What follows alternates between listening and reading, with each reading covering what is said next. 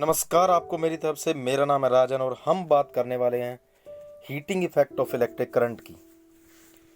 तो before going into the topic, पहले देखते हैं करंट क्या है। करंट होता है जब चार्जेस मूव करने लग जाते हैं किसके अंदर, एक सर्किट के अंदर, एक वायर के अंदर। जब चार्जेस मूव करते हैं तो उन चार्जेस को अगर आप पता कर लें कि कितना चार्ज मूव कर रहा है और उसके एक क्रॉस सेक्शन में से, एक छोटे से पर्टिकुलर पॉइंट में से कितने कूलम चार्ज पास हो रहे हैं एक सेकंड में, this we can find that how much current is flowing through the wire, through the circuit. अब अगर देखें तो एक सर्किट में कितना करंट फ्लो कर रहा है वो किस पर डिपेंड कर रहा है, टाइम पर। ठीक है। अब जब करंट फ्लो करता है तो ये इफेक्ट दिखाता है जब एक कंडक्टर में से। दो इफेक्ट की पहले मैं बात करता हूं जो फिजिक्स से जुड़े हैं। तो मान लीजिए ये वायर है, इसमें से करंट पास हो रहा है और आपने जोड़ी है इसके साथ क्या है, एक सेल जोड़ा है, तभी करंट पास होगा। अब इसमें से करंट जब पास हो रहा है तो ये एक इफेक्ट दिखाएगा पहला, जिसका नाम है हीटिंग इफेक्ट। तो आपने देखा होगा वायर्स में से जब करंट पास होता है तो वायर्स गर्म हो जाती हैं। गर्म हो जाती हैं तो this is called heating effect of current. ठीक है। इसके बाद क्या है, इसका कारण क्या रहता है वो देखते हैं। आपने पिछले टॉपिक में पढ़ा, कोई भी कंडक्टर हो वो क्या कर सकता है, वो रेजिस्टेंस शो करता है। उसके पास एक प्रॉपर्टी होती है करंट को अपोज करने की, रोकने की। तो वो करंट को रोकेगा। क्यों रोकेगा? क्योंकि उसकी एक एबिलिटी है, उसकी एक प्रॉपर्टी है जो इसको वो नहीं छोड़ सकता। ठीक है। कोई भी ऐसी वायर नहीं है जो पूरा का पूरा करंट क्या है, सही तरीके से एक सिरे से दूसरे तक पहुंचा सके। There will be some loss of electric current in this. Example लेते हैं, यहां बैटरी है, बैटरी सेल है, सेल के अंदर क्या मौजूद है, केमिकल्स हैं। केमिकल एनर्जी क्या पैदा करेगी, चार्जेस पैदा करेगी, और वो चार्जेस क्या करेंगे, इलेक्ट्रॉन्स को हेल्प करेंगे मूव करने के लिए एक कंडक्टर के अंदर। अब ऐसा तो है नहीं कि सारी की सारी एनर्जी क्या है इसी काम में लग जाएगी। There will be a loss of some kind of energy, और वो जिस एनर्जी का लॉस होगा वो किस में जाएगी, वो हीट एनर्जी में चली जाएगी।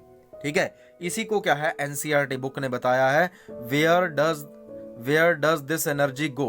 ये एनर्जी कहां जाती है, ये एनर्जी जाती है किसके अंदर, this goes to heating, this goes in heating, heating the circuit, heating the system through which the current is flowing. अब ये हीट क्या करेगी, उसका टेम्परेचर रेज कर देगी जिस भी गैजेट को आप यूज कर रहे हैं। ये था पहला इफेक्ट जो मैं आपको बता रहा हूं, जिसके बारे में यहां आप बात करने वाले हैं। एक दूसरा इफेक्ट, मान लीजिए ये वायर है, इसमें करंट पास करे तो इसके चारों तरफ क्या है, एक एरिया बनेगा जिसे क्या कहा जाता है, जिसे कहा जाता है मैग्नेटिक फील्ड। इस मैग्नेटिक फील्ड के अंदर अगर कोई कंपस रखी जाए, उस कंपस के ऊपर आप एक असर देख पाओगे, और वो असर किस चीज का होगा, मैग्नेटिक बिहेवियर ऑफ करंट का। एक वायर मैग्नेटिक बिहेवियर दिखा सकती है जब उसमें करंट फ्लो करता है, और वो मैग्नेटिक बिहेवियर क्या कहलाता है, मैग्नेटिक इफेक्ट ऑफ करंट। इसके नज़दीक एक वायर में अगर करंट पास कर रहा है, इसके नज़दीक हम रखें कॉम्पस को, दिशा सूचक को रखें, तो उसकी सुई होती है मैग्नेटिक, उसकी सुई के अंदर बिहेवियर है मैग्नेट वाला। तो वो मैग्नेट, इसकी मैग्नेट जो करंट की वजह से मैग्नेट पैदा हुई, एक दूसरे को क्या करेंगी, डिफ्लेक्ट करेंगी, जिससे क्या है, असर ज्यादा किसके ऊपर दिखेगा, इस मैग्नेटिक निडल के ऊपर जो किसके अंदर मौजूद है, कॉम्पस के अंदर। तो ये था मैग्नेटिक इफेक्ट।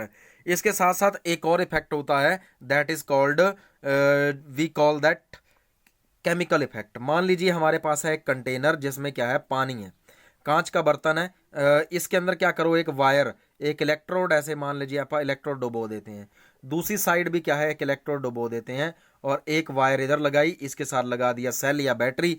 तो जब करंट इसमें से पास करेगा, इस वाटर में से, इस वाटर को आप कर देंगे एसिडिक, और इसमें करंट जब पास करेगा तो ये वाटर टूटने लग जाएगा। जब ये वाटर टूटेगा तो वाटर क्या पैदा करेगा, this will be producing hydrogen gas और ऑक्सीजन गैस। ये केमिकल इफेक्ट ऑफ करंट है, इस काम को कहा जाएगा पानी के टूटने को, दिस इज कॉल्ड इलेक्ट्रोलाइसिस। इसी तरह क्या है, नमक के अंदर, नमक वाले पानी के अंदर पास किया जाए, नमक डाल दें तो वो क्या है, पानी को तोड़ देगा दो हिस्सों में, सोडियम और क्लोराइड में। इसी तरह क्या है, इलेक्ट्रोप्लेटिंग की जाती है। हम जो साइकिल खरीदते हैं, उन साइकिल के ऊपर क्या है, आगे जो हैंडल होता है उसके ऊपर काफी चमकदार क्या है, एक मटेरियल लगा होता है, जिसे क्या कहते हैं अपन, निकल। वो निकल की परत चढ़ाई जाती है ताकि उसको क्या है, जंग ना लगे। अब जंग से बचाने के लिए और उसको महंगा दिखाने के लिए उसके ऊपर एक परत चढ़ाई जाती है, उस मेटल का नाम है निकल, Ni। ठीक है, क्या किया जाता है, निकल का एक सॉल्यूशन लिया जाएगा यहाँ पर, इसकी नेगेटिव साइड एक वायर, एक साइड पॉजिटिव, इसको जोड़ा गया है इलेक्ट्रिक सप्लाई के साथ, और साइकिल को क्या करेंगे, यहाँ पर क्या है उसके साथ अटैच करके लटका देंगे उस सॉल्यूशन में नेगेटिव साइड पर। क्या होगा, इसके अंदर जो निकल मौजूद है, मेटल है, वो पॉजिटिव चार्ज रखती है और वो जा करके किसके ऊपर जमा होने लग जाएगी, साइकिल के ऊपर, और एक परत चढ़ जाएगी जिसे क्या कहा जाता है कि इलेक्ट्रोप्लेटिंग हो गई है। इलेक्ट्रोप्लेटिंग भी क्या है, एक हीटिंग इफेक्ट, सॉरी एक इफेक्ट है कि जिसे कहा जाता है केमिकल इफेक्ट ऑफ करंट। अब इसको क्या है आप समझ चुके हैं, इस इन तीनों इफेक्ट को हमें समझ आया कि there are 3 effects of current when it pass through the conductor. Liquids में क्या है आप देख पाते हैं, केमिकल इफेक्ट, हीटिंग इफेक्ट और मैग्नेटिक इफेक्ट एक अच्छे कंडक्टर के अंदर देखा जा सकता है। अब ये बात करें आप, एक इलेक्ट्रिक फैन है, इलेक्ट्रिक फैन गर्म हो जाता है ज़्यादा लंबे टाइम तक यूज़ किया जाए, तो ये यूज़ करने पर ये क्यों गर्म हो जाता है, ये गर्म हो जाता है हीटिंग इफेक्ट ऑफ करंट की वजह से। अब आपने पीछे रजिस्टर पढ़े हैं, उन रजिस्टर्स के अंदर भी जब क्या है करंट पास होगा तो वो भी गर्म हो जाएंगे, this is called heating effect of current. इसको आप क्या है मान देखते हैं किसके थ्रू, इसके सर्किट के अंदर कितनी हीट पैदा होती है वो आप देखते हैं एक न्यूमेरिकल मेथड से। तो हमें पता है एक वर्ड है पावर, ठीक है, POWER। पावर क्या होती है, this is rate of doing work, जितनी जल्दी कोई मशीन काम कर सकेगी वो होती है power. Rate of doing work is called power. तो इसकी यूनिट होती है वाट, ठीक है, वाट 1 वाट 2 वाट, ठीक है। तो rate of doing is called water. अब आप देखिए एक ट्रक है वो ज़्यादा काम कर सकता है एज कंपेयर टू ज़्यादा लोड ले जा सकता है एज कंपेयर टू कार। वो ज़्यादा लोड क्यों ले जा सकता है, उसके पास है पावर ज़्यादा। अब इसी तरह ये पावर इलेक्ट्रिसिटी के केस में भी देखी जाती है, इलेक्ट्रिक पावर इसे कहा जाता है। और वो कैसे कैलकुलेट होगी, अगर कोई मशीन ज़्यादा क्या है काम कर सकती है, अब ये मोटर है पानी उठाने वाली, वो ज़्यादा काम कर सकती है एज कंपेयर टू द जो स्मॉलर पंप है, जिससे क्या है जिसे आप बाहर रखते हैं, और पानी के अंदर जो सबमर्सिबल पंप है वो ज़्यादा पावर से रखती है काम। अब आपने देखा होगा हम कहते हैं वो 1.5 किलो वाट की है, 1.5 किलो वाट, किलो W, ठीक है, ये वाट क्या है, वाट पावर है, ठीक है, किलो मतलब 1000 यानी कि 1500 वाट उसकी पावर है, ठीक है। अब इस पावर को आप कैसे कैलकुलेट करते हैं, दिस इज इक्वल टू एक सर्किट के अंदर this is equal to V into में I। ये I क्या होता है, this is current, V is a potential difference. एक सर्किट के अंदर पावर देखनी है कि वो कितना काम कर रहा है, this is equal to V into I। I क्या होता है, I is equal to Q/T, यानी कि कितना चार्ज एक कंडक्टर में एक क्रॉस सेक्शन से पास हो रहा है, this is called current.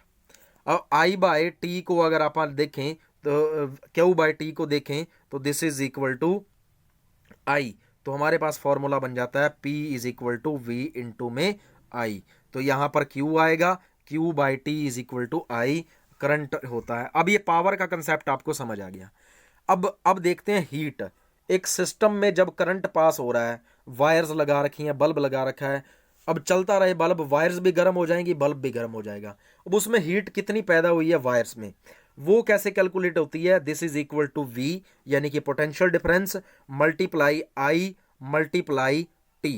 I मतलब कितना करंट पास हो रहा है, T मतलब कितने टाइम के लिए हो रहा है, V उसके अक्रॉस कितना पोटेंशियल डिफरेंस है, तीनों को गुना करें, that is the heat which is produced in the system circuit, ठीक है। तो अब इसको आपा क्या है, अब इसको एक नए फॉर्मूला में कन्वर्ट करते हैं। एक सिस्टम है, एक वायर है, उसके अंदर करंट पास हो रहा है, वो कितनी गर्म हो जाएगी, एक बल्ब चल रहा है, उस बल्ब के अंदर 7 वायर जोड़ी गई हैं, अब करंट पास होता रहेगा, वायर्स भी गर्म हो जाएंगी, बल्ब भी गर्म होकर के चलेगा। अब कितनी हीट पैदा हो रही है, वो होती है पावर मल्टीप्लाई T, क्योंकि कितनी हीट वो पैदा कर रहा है, वो किसके अंदर, वो कैसे कैलकुलेट होता है कि कितना वर्क किया जा रहा है और कितने टाइम के लिए किया जा रहा है, वो एनर्जी के बराबर होगा, ठीक है। तो एनर्जी क्या है, हीट एनर्जी है, तो हीट ही तो पैदा हो रही है, उसी को तो कैलकुलेट करना है हमें। H is equal to P into में T। तो P कितनी है, पावर है, पावर किसके बराबर आपने निकाली, V इंटू में I। तो V इंटू I P की जगह आ गया और मल्टीप्लाई T। तो हमें मिल गया heat is equal to V into I into T. इसके बाद हमारे पास आया H इज इक्वल टू, यानी कि जो हीट पैदा हो रही है that is equal to I into में टी। ठीक है, इसके साथ साथ क्या था, इसके साथ था V। ठीक है, VIT ये बन गया था, यानी कि V पोटेंशियल डिफरेंस। अब इसको मैं रिप्लेस कर देता हूं, इस V को हटा देता हूं। H is equal to V into में आई इंटू में T। अब हमारे पास V किसके बराबर होता है, V is equal to IR। और ये कहां से आया, ये ओम्स लॉ से आया। अगर आपने नहीं देखा तो पिछली वीडियो में जाकर के देख सकते हैं। इस V की जगह मैं लिखता हूं IR लिखा तो पहले एक और आई पड़ा है और मल्टीप्लाई T है, ये और आई, दो आई कितने हो गए, आई स्क्वायर आर टी बन गया। H is equal to I square R T. तो हीट एक सिस्टम में, यहां पर एक क्या है, एक सर्किट है। इस सर्किट को अगर आप देखो तो इसमें एक सेल लगा है, यहां पर रेजिस्टेंस लगी है, यहां पर इसके अक्रॉस क्या लगा है, वोल्ट मीटर, यहां एमीटर। एमीटर से पता चलेगा कितना करंट पास हो रहा है, वोल्ट मीटर से पता चलेगा कि इसमें वोल्टेज कितनी अक्रॉस है इसके। यहां पर की लगी है कंट्रोल करने के लिए, करंट पॉजिटिव से नेगेटिव जा रहा है। अब ये वायर्स कितनी गर्म हो जाएंगी, वो किससे निकलेगा, H is equal to I square R T. अगर हमें आई पता है, आर पता है, तो V भी आप निकाल सकते हैं। ठीक है, और VIT तीनों को मल्टीप्लाई करके H आ जाता है, हीट कितनी पैदा होगी।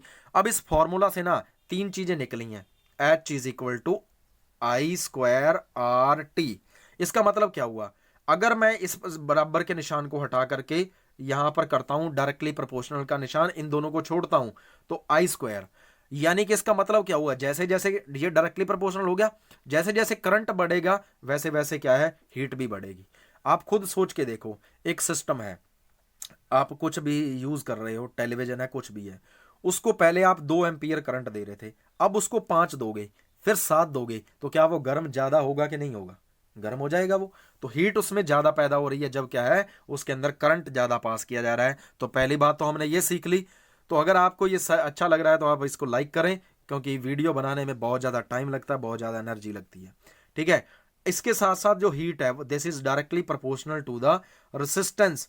अब एक सर्किट के अंदर करंट को रोकने की जो क्षमता है, अपोज करने की क्षमता है, दैट इज रेजिस्टेंस। तो करंट को रोकता कौन है, ये रेजिस्टेंस। अब वो हीट एनर्जी को पैदा करेगा, जो जिस करंट को ये खत्म करेगा उससे क्या पैदा होगी, हीट एनर्जी। और अगर किसी की रेजिस्टेंस 2 ओम है, उसकी हीट कम होगी as compare to the 5 ohm resistor. तो अगर कोई रजिस्टर ज्यादा है, 50 ओम रखता है, तो उसके अंदर हीट ज्यादा पैदा होगी, वो जल्दी गर्म होगा, लॉस हो रहा है ना वहां पर एनर्जी का। इसके बाद directly proportional to time for which, आप खुद सोच के देखो, एक पंखा है, आपने 10 मिनट चलाया, 15 मिनट चलाया, उसको अगर 5 घंटे चलाओगे तो गर्म होगा ज्यादा कि नहीं होगा। तो उसके अंदर हीट ज्यादा पैदा हो रही है कब, जब उसको आप लंबे टाइम तक यूज कर रहे हो। तो डायरेक्टली प्रोपोर्शनल टू टाइम, तो टाइम ज्यादा यूज करोगे उसके लिए, लंबे टाइम तक उसको यूज करोगे तो वो गर्म भी ज्यादा होगा, दोनों चीजें ज्यादा होंगी, एक दूसरे पर इफेक्ट कर रही हैं। अब इसके बाद कुछ प्रैक्टिकल से यहां पर न्यूमेरिकल प्रॉब्लम्स दी गई हैं। एग्जाम्पल 1.12.10 है। इसके अंदर देखो, एक इलेक्ट्रिक आयरन है जो मैक्सिमम एनर्जी कंज्यूम करती है कब, जब उसका क्या maximum energy used at the rate of 840 what. तो 840 वॉट, ये जो वॉट लिखा है ना, जेम्स वॉट एक साइंटिस्ट थे, उनके नाम पर है। ठीक है, तो ये पावर है। अब 840 वॉट है, मैक्सिमम वो काम कर सकती है। ठीक है, एबिलिटी है। तो मैक्सिमम एनर्जी वो कितना करंट चाहिए उसको इतनी पावर के साथ काम करने के लिए, वो निकालो। ठीक है, और उसको करंट कितने वोल्ट का दिया जा रहा है, 220 वोल्ट का, यानी कि घर पर कुछ यूज हो रहा है, घरों में जो इलेक्ट्रिक सप्लाई आती है 220 वोल्ट की होती है। अब वो मैक्सिमम काम करेगी कब, जब 220 वोल्ट की सप्लाई है, और 840 वो काम करेगी, कितना करंट मिले उसको, तो वो होता है P is equal to V into I होता है। ठीक है, ये आई चला जाए, इधर पड़ा रहे, V इधर आ जाए, तो P बाय V। तो P ये है, V से डिवाइड हुआ तो 3.82 एम्पियर आ गया एक सिस्टम के अंदर। अगर 3.82 एम्पियर करंट पास हो रहा है अगर किसी सिस्टम में, तो उसकी पावर क्या हो जाएगी, मैक्सिमम 840 होगी। अब उसके साथ अगर उसको करंट ही कम मिल रहा है, ठीक है, तो वो कम काम करेगा। अब इसी से आपने क्या निकाला, हमने निकाला आई कितना है 3.82, ठीक है, एम्पियर। इसके साथ साथ आपने क्या है वी देखा, वी कितना है 220 वोल्ट। अब इससे क्या है रेजिस्टेंस निकाल सकते हैं कि नहीं? अब इससे आप क्या है रेजिस्टेंस निकाल सकते हैं। और रेजिस्टेंस कैसे निकलेगी, हमारे पास फॉर्मूला होता है R is equal to V by I. V की जगह क्या आएगा, वी की जगह आएगा 220 वोल्ट, आई की जगह क्या आएगा 3.82।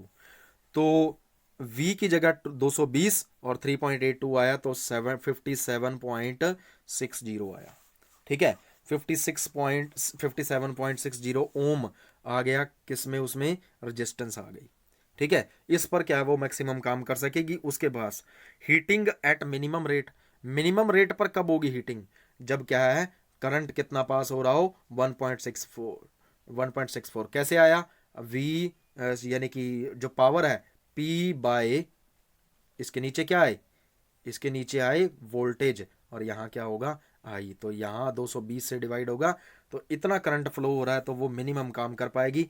उसके बाद हीट, अब हीट एक एनर्जी है तो एनर्जी को मापने के लिए यूनिट यूज होती है जूल, ठीक है। तो जूल्स लॉ ऑफ हीट, ये हीट एनर्जी जो ये जूल्स का लॉ है ना, यही क्या है जो आप यहाँ डिस्कस कर रहे थे, H is equal to I square R T. तो ये था H is equal to I square R T. मान लीजिए आपने निकालनी है यहाँ पर वैल्यू किसकी, आपने निकालनी है यहाँ पर वैल्यू आई की, ठीक है, इस आई की। तो क्या करोगे, आर और टी को इधर लेके जाओगे, क्या आएगा H is equal to R by T, और उधर से आई स्क्वायर था तो ये हो गया ये I is equal to H by R T और इसका अंडर रूट। तो अब इस न्यूमेरिकल प्रॉब्लम को पढ़ें तो 100 जूल हीट पैदा हो रही है, यानी कि जो H है वो कितनी है 100 जूल। और कब, जब 1 सेकंड में 4 ओम रेजिस्टेंस वहां पर मौजूद है। तो R कितना हुआ 4 हुआ, टाइम कितना हुआ 1 सेकंड, ठीक है, 4 ओम टाइम 1 सेकंड। इसके साथ साथ क्या है हीट कितनी है, दैट इज 100 जूल। अब देखें तो फॉर्मूला क्या है हमारे पास, I is equal to H यानी कि 100 बाई आर टी, 4 इंटू में 1, ये कटेगा तो कितना आया 25, 25 का स्क्वायर रूट कितना होगा 5। तो 5 क्या हुई यहाँ पर 5 हुई यहाँ पर आई, यानी कि 5 एम्पियर करंट उसके अंदर फ्लो कर रहा है। अब हमें पता है V पता है हमें कितना है, सॉरी V हमें निकालना है, हमें पता है आई कितना आया 5, वोल्ट रेजिस्टेंस कितनी है 4, तो V is equal to I R होता है कि नहीं होता, ठीक है, V is equal to I into में आर, ये होता है ओम्स लॉ से। दोनों को मल्टीप्लाई करेंगे, वैल्यूज भरेंगे तो 5 को 4 से मल्टीप्लाई करें तो ये आ जाता है 20। तो 20 ओम 20 वोल्ट क्या है वहां पर करंट आ गया। अब एक चीज यहाँ पर क्या है, एक क्वेश्चन मैं यहाँ करवाऊंगा, 2 आप करेंगे। अब यहाँ है why does cord of electric heater does not glow when heating element whereas heating element glows. अब देखिए हीटर में क्या होता है, यहाँ पर एलिमेंट होता है वो गर्म हो जाता है जब उसको करंट दिया जाता है। करंट देंगे तो ये वायर गर्म नहीं होती बट ये गर्म होता है, क्यों, क्योंकि इसकी रेजिस्टेंस ज़्यादा है, इसकी रेजिस्टेंस ज़्यादा है तो जो करंट इसके पास जा रहा है वो करंट खपत कहाँ हो रही है उसकी, उसको वो ख़त्म कहाँ हो रहा है, वो हो रहा है उसको गर्म करने में, ठीक है। जो वायर्स हैं वो वायर्स कॉपर की बनी होंगी, एल्यूमिनियम की बनी होंगी, वो अच्छी कंडक्टर हैं तो वो क्या है करंट को नहीं खराब कर रही, बचा रही हैं, तो करंट को अच्छे से अच्छे पास करा रही हैं तो वो गर्म नहीं होंगी, हीटिंग इफेक्ट उसमें ज़्यादा दिखेगा जिसमें रेजिस्टेंस ज़्यादा है। अब इसके बाद क्या है, compute the heat generated, 96,000 coulomb charge pass हो रहा है कितने टाइम में, ठीक है 1 आवर में। 1 आवर यानी कि 3600 सेकंड, डिवाइड करें तो आई की वैल्यू आएगी कि नहीं आएगी हमारे पास, कूलम ऊपर है टाइम नीचे है, 2 जीरो कट गई, ये इसको काटेंगे तो करंट आ जाएगा हमारे पास। अब वोल्टेज कितनी है, वोल्टेज है 50, तो हमें निकालनी है H, ठीक है, H किसके बराबर होती है heat, H is equal to V sorry I square R T, ठीक है। अब यहाँ पर हमारे पास R नहीं है, R को अपन निकाल लेंगे किसका यूज करके, I और V का यूज करके। अगर नहीं इनका यूज करना तो P is equal to V into I का फॉर्मूला लगा दो। तो V क्या है, V हमारे पास है 50 और I कहाँ से आया, इन दोनों को डिवाइड करने के बाद। तो थर्ड क्वेश्चन आप खुद करेंगे, practical appliances of heating effect of electric current. तो आपने देखी होगी घर पर इलेक्ट्रिक आयरन, ठीक है, इलेक्ट्रिक आयरन, इसके साथ साथ क्या electric oven, electric kettle, electric kettle का यूज़ होता है चाय बनाने के लिए, ओवन का खाना पकाने के लिए, टोस्टर में टोस्ट गर्म करते हैं, लॉन्ड्री आयरन कपड़े प्रेस करने के लिए। ये सारी चीज़ें क्या है, इलेक्ट्रिक करंट को यूज़ करती हैं और गर्म हो जाती हैं और आप इनको यूज़ करते हैं।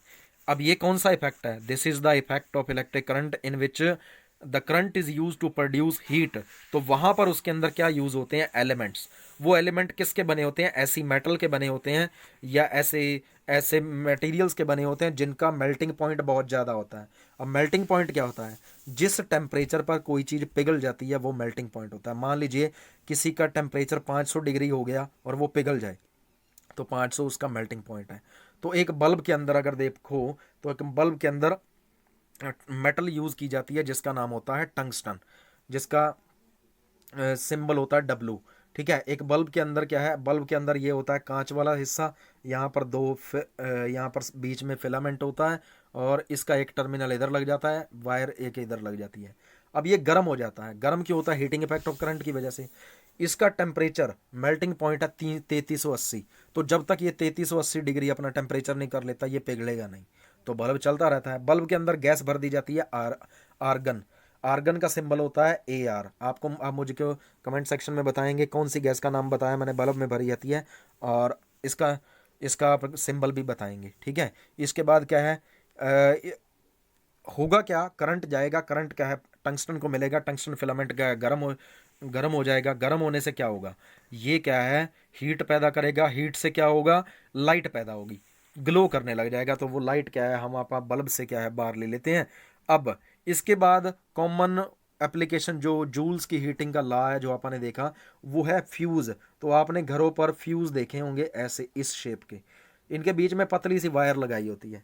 ठीक है, और इसको फिट किया जाता है दूसरे इसके हिस्से के अंदर। ठीक है, दूसरा जो हिस्सा है उसमें ये फिट हो जाता है। अब इसकी जो फिटिंग है वो क्या करती है, सिस्टम को, सर्किट को चलाए रखती है। सर्किट की एक वायर इधर लगी है, एक इधर लगी है। ठीक है, घर में अपने सप्लाई जा रही है, सप्लाई आ रही है बाहर से और सप्लाई जा रही है अंदर घर से यहाँ। और जब ये जुड़ जाएगा, ये यहाँ पहुँच गया, ये यहाँ पहुँच गया, करंट इससे होता हुआ इस वायर में जाएगा, फिर अपने घर के अंदर जाएगा।